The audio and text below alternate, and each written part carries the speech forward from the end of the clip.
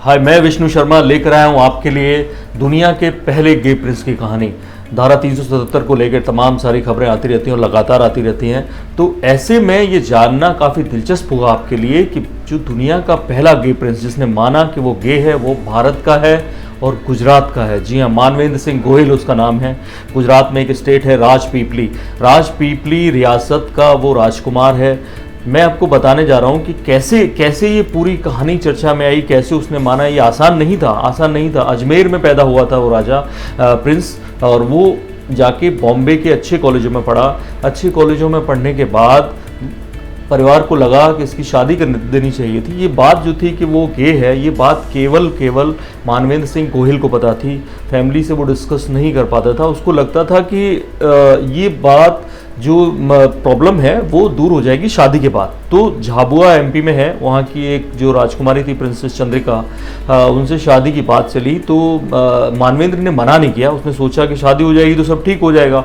शादी हुई और अगले 15 महीनों के बीच दोनों के बीच तलाक हो गया। मानवेंद्र की साफ समझ में आ गया कि उसका उसकी जो प्रॉब्लम है वो दूर होने वाली नहीं है शादी से। तो वो खुद भी तड़प रहा था और उसके पीछे उसकी पत्नी भी परेशान हुई। बाद में उसने काफ़ी माफ़ी मांगी, रिग्रेट किया, लेकिन फिर भी घर वालों को नहीं पता चला। तलाक होने के बाद वो दूसरी शादी का दबाव डालने लगे और मानवेंद्र सिंह गोहिल ने लगातार इनकार किया।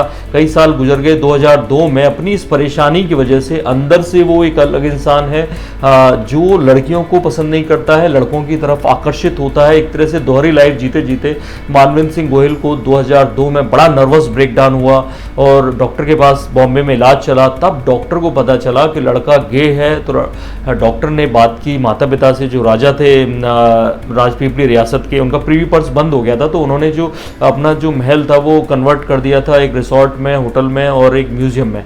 तो उसी तरह से उनका चल रहा था। उनके पास पैसा फिर भी काफ़ी था। उन्होंने बात की डॉक्टर से कि अगर ये बीमारी कैसे भी दूर हो सकती है, कोई ऑपरेशन करना पड़े, कोई सर्जरी करना पड़े, दुनिया के किसी भी अस्पताल में करनी पड़े, किसी भी डॉक्टर को लाना पड़े, करो, पैसा हम देंगे।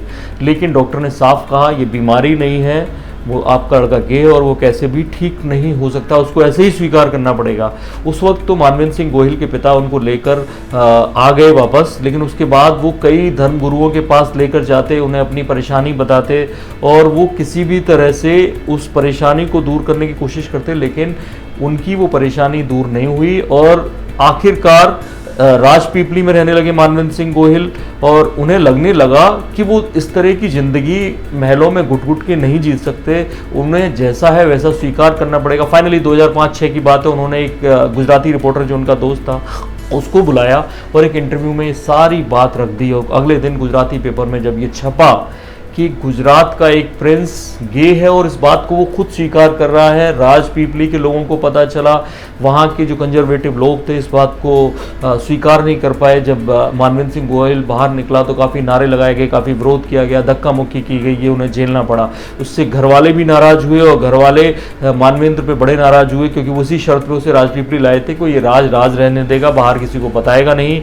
लेकिन क्योंकि अब ये राज खुल गया तो फैमिली को बहुत बुरा लगा। फैमिली ने उसको ज़मीन जायदाद से बेदखल कर दिया, घर से एक तरह से निकाल दिया।